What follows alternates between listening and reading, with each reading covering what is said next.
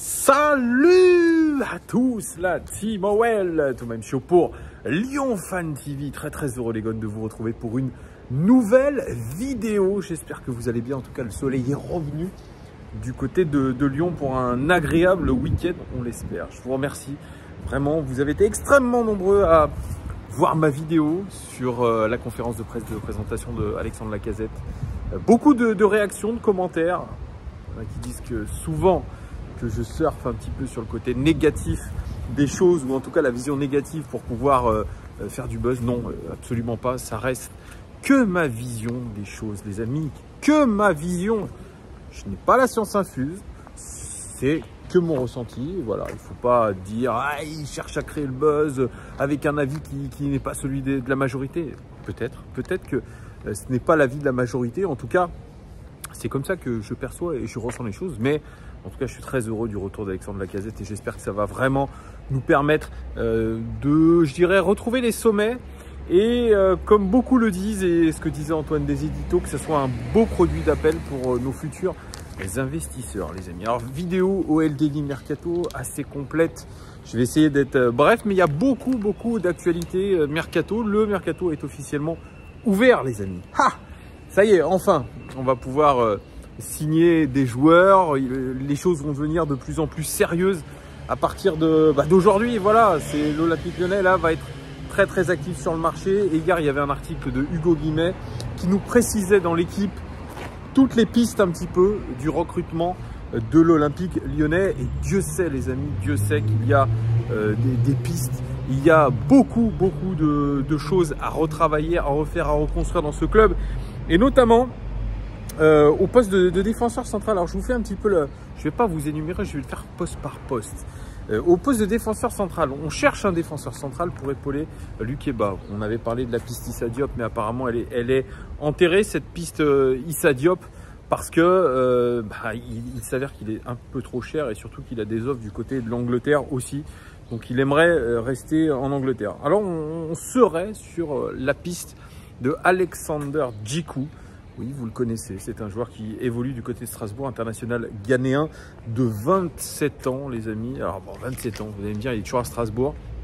Ça, c'est un petit peu, je dirais, le petit souci. C'est pourquoi est-il resté aussi longtemps à Strasbourg, dans un club de moyenne zone, alors qu'il aurait peut-être l'opportunité de partir ailleurs. Là, on parle du FC Séville, on parle de l'Olympique Lyonnais. En tout cas, c'est une valeur sûre de notre championnat, 27 ans.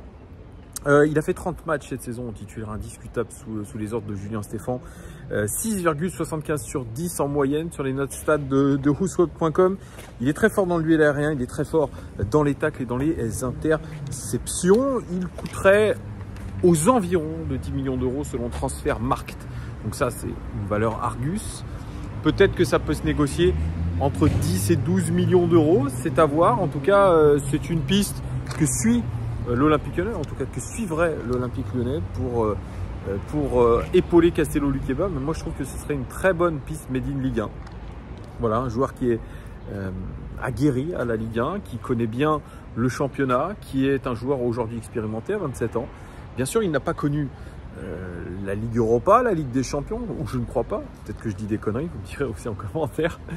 Mais en tout cas, moi je pense que c'est une bonne piste pour l'OL, à voir ce qu'il privilégie. Est-ce qu'il privilégie de rester du côté Strasbourg? Mais je pense qu'il commence à avoir fait le tour de cette équipe et de la Ligue 1.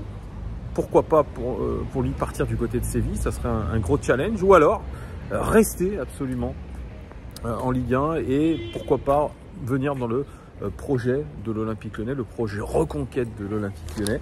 C'est à voir. En tout cas, je pense que c'est une belle piste. Vous m'en direz un petit peu des nouvelles. Alors, il y a ce poste aussi de latéral gauche qui est très important. C'est qu'Emerson est reparti du côté de Chelsea. Il n'a pas convaincu. La doublure Henrique a moyennement convaincu. On s'est même dit, il est peut-être un peu meilleur qu'Emerson sur la fin de saison puisqu'il avait pris quasiment le poste de titulaire. Et l'OL, eh bien, cherche absolument à trouver, je dirais, un titulaire au poste de latéral gauche. Et il y a plusieurs pistes qui sont sur la table, et notamment des pistes qui viennent des Pays-Bas, parce que Peter Bosz, vous le savez, je pense à des réseaux là-bas, il suit beaucoup de championnats néerlandais.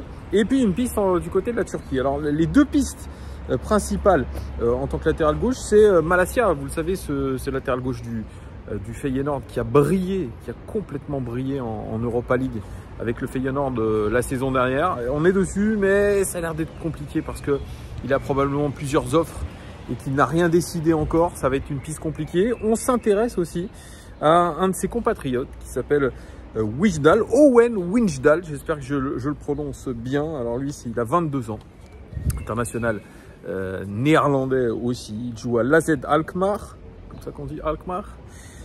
31 matchs cette saison, titulaire indiscutable de cette équipe d'Alkmaar. Un but, 10 passes décisives quand même pour le latéral gauche de Alkmaar.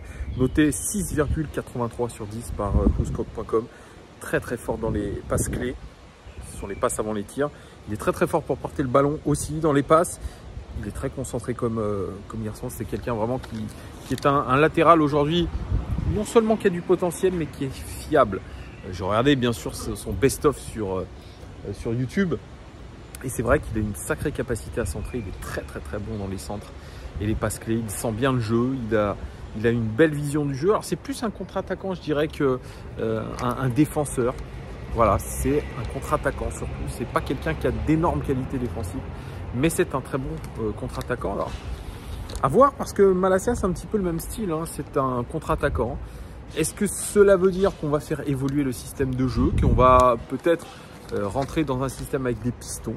À voir, mais en tout cas, ce sont des profils de contre-attaquants. La même chose un petit peu pour Yilmaz. Yilmaz, rien à voir avec le joueur de Lille, mais lui, il est aussi international turc. Il joue du côté de Beşiktaş, il a 21 ans, très très fort dans les dribbles. Il est aussi très concentré, voilà, c'est ce que dit l'algorithme. C'est un joueur qui a de la concentration. Il a fait 23 matchs la saison dernière avec le Beşiktaş, 3 buts, 4 passes décisives quand même pour lui. 6,74 sur 10 noté par Footsport.com. Dans le même profil, voilà, 21, 22 ans, on ne cherche pas forcément de l'expérience à ce poste-là. On a vu qu'avec Emerson, ça n'avait pas trop payé. On cherche aujourd'hui plutôt un jeune à fort potentiel qui a déjà roulé sa bosse un petit peu dans des championnats qui sont des championnats compétitifs, le championnat des Pays-Bas notamment, les Eredivisie, et puis championnat de Turquie qui, avec les ambiances très chaudes notamment et la pression qu'on a du côté de Beşiktaş, eh bien, font que ce sont des pistes crédibles, notamment en termes de maturité, même si ce sont des joueurs très jeunes et intéressants. Alors c'est des joueurs qui coûtent quand même en moyenne 10-12 millions d'euros en cote sur Transfermarkt, donc ça peut vite monter, les prix peuvent très très vite monter, sachant qu'en plus, comme on est à la recherche d'actionnaires et avec une revalorisation un petit peu de notre capital, les clubs vont savoir qu'on a une rentrée d'argent conséquente. Ça va être la même chose qu'avec le Paris Saint-Germain. C'est qu'on va peut-être surpayer certains joueurs et c'est ça un petit peu le souci. Alors on cherche aussi un milieu de terrain, vous le savez, il y a la piste Corentin Tolisso. On en a reparlé hier dans la conférence de presse avec Alexandre Lacazette qui dit qu'il fait tout pour le convaincre. Je pense qu'il y a Anthony Lopez aussi qui essaye de le convaincre, même s'il y a eu le petit démenti quand même de Bruno Chéroux qui dit que pour l'instant le président Las n'a pas émis le souhait d'une priorité sur Corentin Tolisso. Est-ce que c'est parce qu'on sait, les amis, que c'est peine perdue? Il a 27 ans, il sort de saisons compliquées avec le Bayern en termes de blessures. Lui aimerait jouer en Première Ligue. On me dit, ouais, mais où est-ce qu'il va, dans quelle équipe il va jouer? Est-ce qu'il y a des places vraiment qui vont se libérer? On ne sait pas. Il y a des chaises musicales qui peuvent se faire au mercato et des places peuvent se libérer. Lui, sa priorité, c'est la Première Ligue. Parce qu'il aimerait absolument retrouver l'équipe de France et notamment l'équipe de France pour la Coupe du Monde au Qatar. Ça passera probablement par de la régularité, surtout de jouer une Coupe d'Europe. Ça, c'est vrai. Il cherche aussi à jouer la Ligue des Champions notamment. Donc Corentin Tolisso, il y a quand même pas mal de choses dans le cahier des charges qui aujourd'hui ne sont pas compatibles avec un retour à l'Olympique Lyonnais.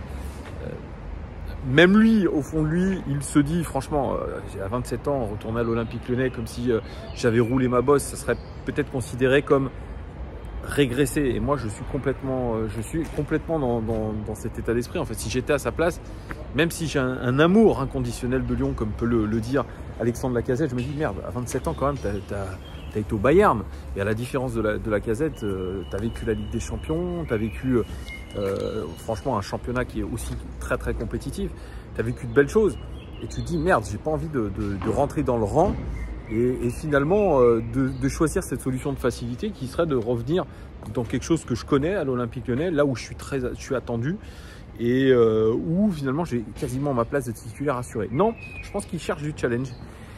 Et c'est pour ça que je vous avais dit que la priorité de Corentin Tolisso, c'était plutôt la première ligue. Mais là, ces dernières heures, depuis la conférence de presse de Alexandre Lacazette, eh bien, on nous redit que c'est une possibilité de voir signer Corentin Tolisso, qu'on fait aujourd'hui le maximum pour le faire signer, qu'il est en train de réfléchir plus que sérieusement à la proposition de l'Olympique Lyonnais, d'un retour à l'Olympique Lyonnais. Donc, ne sait-on jamais. Bien sûr, s'il est à 100% de ses capacités, vous connaissez mon avis, c'est un milieu de terrain fabuleux qui a roulé sa bosse du côté du Bayern, qui a évolué, qui est champion du monde. C'est un grand oui, mais pareil, il y a ce point d'interrogation qui est un gros point d'interrogation. Alors, autre piste, celle menant à Jordan Verretou. On avait déjà été sur Jordan Verretou, l'ancien milieu de terrain nantais. Ça ne s'était pas fait parce que lui avait privilégié un départ en Italie, où il est parti faire les belles heures, il me semble, de la Fiorentina, où il avait vraiment fait des étincelles là-bas, et puis il a été transféré ensuite à l'AS Roma, où depuis 2 saisons, allez, les 2 saisons précédentes à celle-là, je ne sais pas si je me fais comprendre, en tout cas vous avez à peu près compris les délires, il avait été extrêmement important pour l'AS Roma. Il avait joué quasiment tous les matchs tauliers de cette équipe de la Roma. Ça lui avait permis de devenir international français, 5 sélections tout de même pour Jordan Verretou. Et puis, il y a eu l'arrivée de José Mourinho.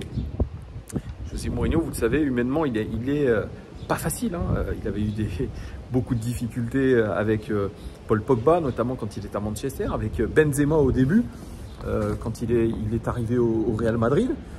Et puis, ça a été un petit peu compliqué avec Jordan Verretou pour des problèmes de comportement, les amis. Des gros problèmes de comportement. Notamment, il lui a été reproché en février dernier d'avoir assisté sciemment à l'anniversaire de sa femme. C'est sa femme, vous allez me dire, oui. C'est sa femme, bien sûr qu'il va participer à sa fête d'anniversaire. Mais il se trouve que sa femme avait le Covid, elle le savait. Et elle a quand même maintenu cette petite fête. Et il se trouve que Jordan Verretou a chopé lui aussi le Covid. Et aurait transmis le Covid à beaucoup de ses coéquipiers de la Roma, ce qui aurait mis le club dans des conditions un petit peu difficiles. Ça, c'est quelque chose que José Mourinho et notamment les dirigeants de l'AS Roma n'ont absolument pas encaissé. Depuis ce moment-là, il y a eu des grosses tensions entre le clan Verretou et José Mourinho et les dirigeants de la Roma. Et on a même dit en mars dernier, écoutez, on cherche une porte de sortie à Jordan Verretou parce que aujourd'hui, on ne compte plus sur lui. C'est plus ou moins vrai puisque sur la fin de saison, il a quand même plutôt joué des matchs entiers. Jordan Verretou qui a gagné la Conference League avec l'AS Roma. Mais on essaye quand même peut-être de le trouver une porte de sortie. Jordan Verretou, 29 ans, et pourtant déjà un beau pédigré du côté de l'Italie. Alors la Fiorentina, je vous en ai parlé, mais ça pourrait être le futur club de Léo Dubois qui est convoité vraiment avec insistance par la Viola. On verra ce que ça va donner, mais en tout cas lui, Jordan Verretou, 29 ans, 36 matchs cette saison tout de même. 10 en tant que remplaçant, 4 buts et 8 passes décisives, ce qui est pour un milieu de terrain défensif, qui joue dans un double pivot, c'est plutôt pas mal du tout. Noté 6,76 sur 10 par Whoscout.com. Très fort dans les passes clés, très fort dans les coups francs. Il a une sacrée patte droite. Et très bon dans les passes. Alors, le seul point un petit peu négatif, s'il y en a un, c'est qu'il est coté par Transfer Market à 17 millions d'euros. Un contrat qui s'étend jusqu'en 2024. Et puis, voilà, c'est 17 millions d'euros, les amis, coté à l'Argus. Donc, ça fait... en négociation, ça fait du 20 millions d'euros minimum.